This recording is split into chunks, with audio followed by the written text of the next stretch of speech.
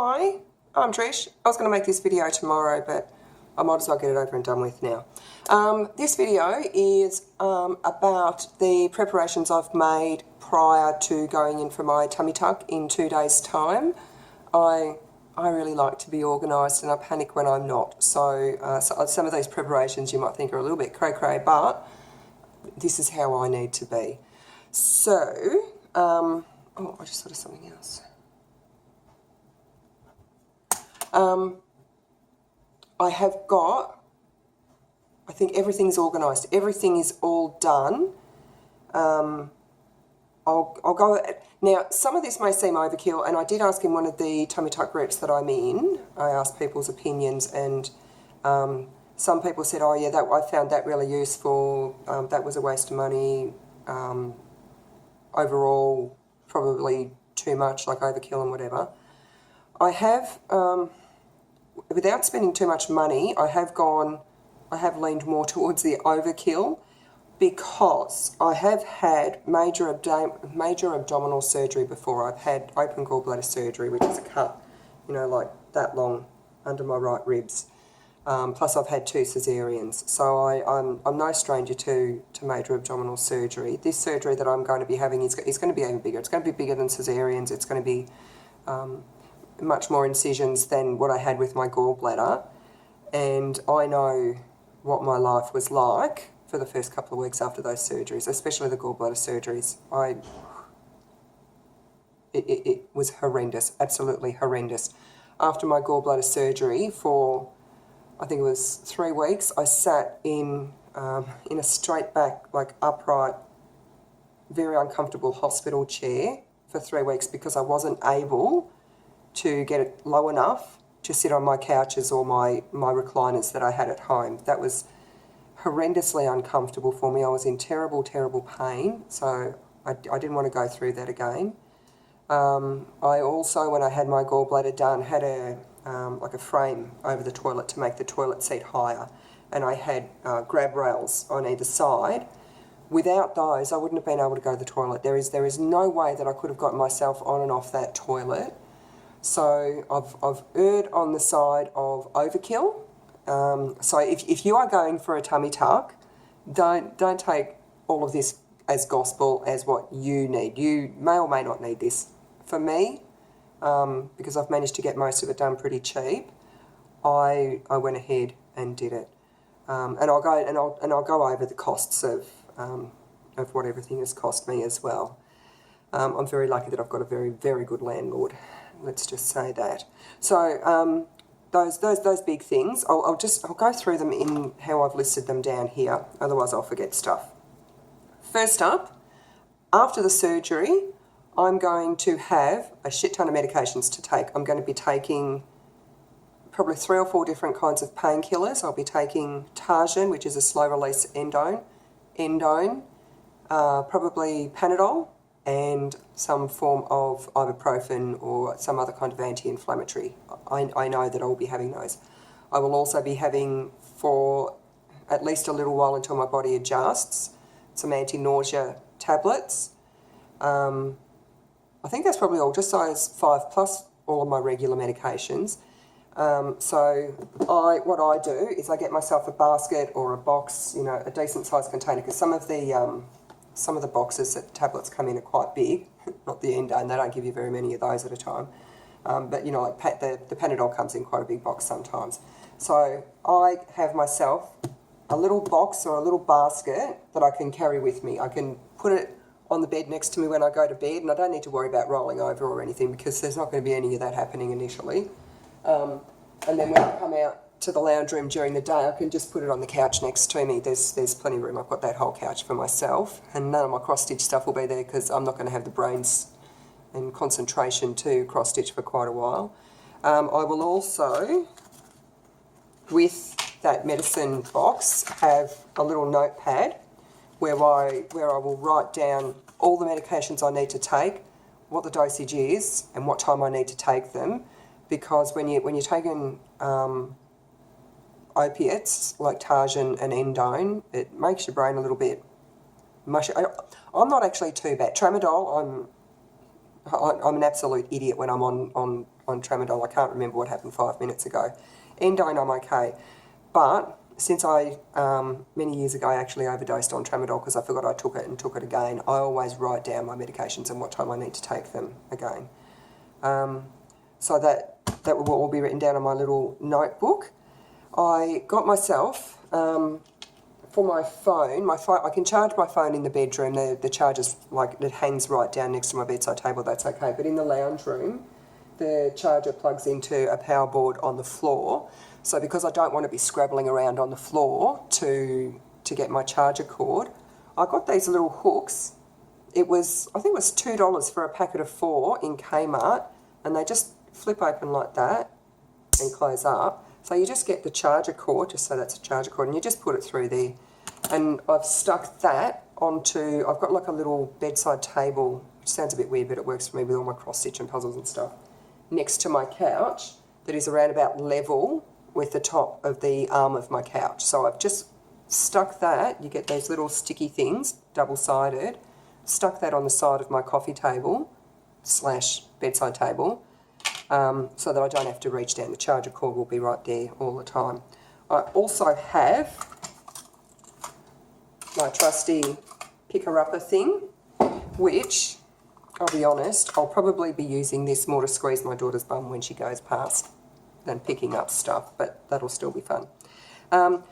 My couch, I've got quite low couches, and the only other seating I've got is like my swivel chair, which I won't be able to sit in because it's too unstable, and dining chairs which don't have arm rests on them, so I wouldn't be able to get in and out of them. And I've got a rocking chair, again, too unstable for me to be getting in and out of.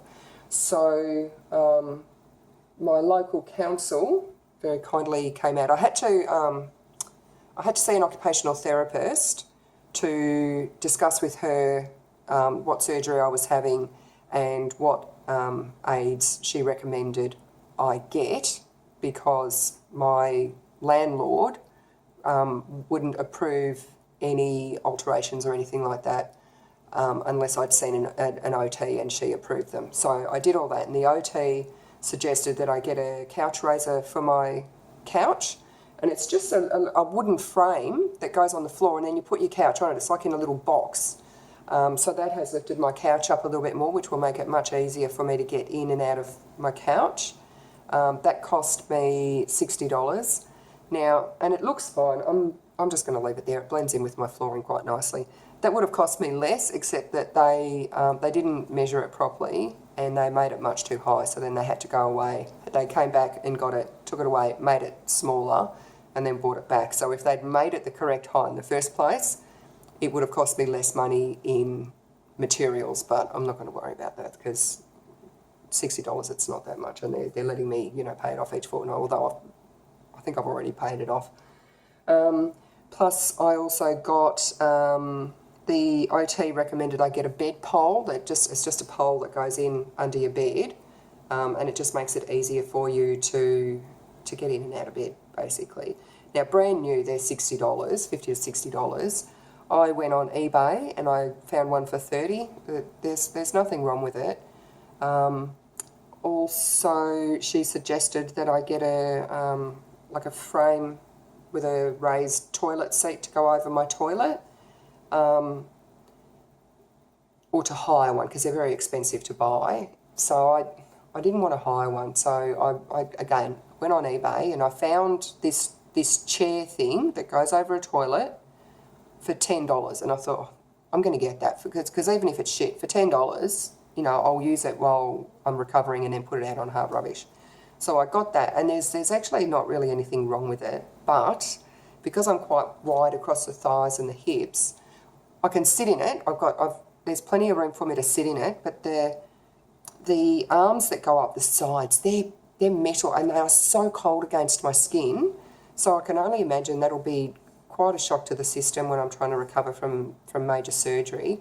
Plus, I fit in it just fine, but when you go to the toilet, you've got to open up your legs to wipe, and I've got a lot of loose skin on my thighs, so I can't get my legs open wide enough to be able to wipe comfortably with that. So today, I went down to a local rehabilitation equipment hire place and spoke to them, and I can get a chair frame thing, hire a frame toilet seat thing that goes over the toilet for $12 a week, and I'll likely, and it's a minimum 2-week hire. That would be all I would need it for. So I've organised to pick up one of those on my way home from the hospital, and I will also be able to put that in the shower. So although, because I'm not allowed to shower until I see the surgeon for the post-op appointment, I imagine by then, because that'll probably be at least 2.5 weeks out, I'm pretty sure I'll be able to stand up in the shower just fine all by myself. So that probably won't even be an issue. Because when the OT came out, she said it would be really handy to have a grab rail on the wall next to the toilet and a grab rail in the shower, just for if I do need to sit in the shower, it'll help me getting up and down and just for a bit of stability and all that sort of thing. And she said it would also be useful to have a handheld shower in my shower instead of the normal shower head. So she sent a letter off to my landlord to get approval, and the landlord just came out and put it all in for me, and I don't have to pay for any of that. So it's probably an investment for them in the future if a disabled person wants to rent the house or whatever, but I'm here for life. That's the whole tip, I'm here for life. I also, I pay my bills each fortnight online, so I have only once before in my life had a general anaesthetic and gone home and paid the bills, and the mess that made, I paid huge amounts to the wrong people, and then I had to try to get it all taken back, and it's just a pain in the ass. So I know, when they say to you, when you go and have a general anaesthetic and they say don't do any financial business for a certain amount of time afterwards, they mean that shit. I know, I learned that the hard way. So the other day I paid all of my bills up for the next month, because you can set them to pay on certain dates. So that's all done. I don't need to worry about my bills. I've been madly cooking and filling my freezer for nice easy meals after surgery, so that my daughter can just get them out, thaw them out and heat them up for me. So in there I've got chicken and veggie soup, chicken and leek soup, turkey meatloaf, turkey cottage pie, beef casserole and chicken chow mein. I've also got frozen fruit in there for smoothies. Plus I've also got, because I've got to go hard on the protein for healing, so I've got some chocolate protein powder there. And coconut milk, so that my daughter can make me smoothies with the frozen fruit. I've got Vita Brits, I can add protein powder to them. I've got oats, again, can add protein powder to those, plus yogurt. I've got some yogurt, again, I can add fruit and protein powder to them. Protein. So my food is organised for the first few weeks when I get home. And also because my son is going to come to the hospital with me so that he can be there for me when I come out of the surgery, my adult son, because when I had surgery on my breasts last year, that really big surgery, when I came out of that surgery, it was horrendous for me. I was terrified. I was in pain. They couldn't give me any more painkillers. I was just so frightened all night and in so much pain, and I was alone. I had no one with me. So, because, I'm a very independent, strong woman, and I just went, no, she'll be right. I can do this is fine. I've had surgery before. After that happened, I said to both my kids, one of you has got to be there for me when I come out of this surgery. So I've organised for my son to come down and stay with me and be there for me for the first 2 days out of surgery, just in case I'm having a really rough time for that long. And I've organised accommodation, really super cheap accommodation for him down there, and also shopped for him today to get him a whole bunch of food. And this kid, he's 6'4", and he's just massive, and he eats like what he eats in a day takes me a week to eat. So I've got him a whole heap of healthy foods, and hope it'll be enough to keep his belly full while he's down there. So that's all my organisation. I think I'm pretty organised. I hope I haven't forgotten anything. I'll pack my bags tomorrow, and I'll make a video of that for you. But I just feel so much better now knowing that it's, you know, it's all done. It's all done. So that's it. And I'll see you when I'm packing.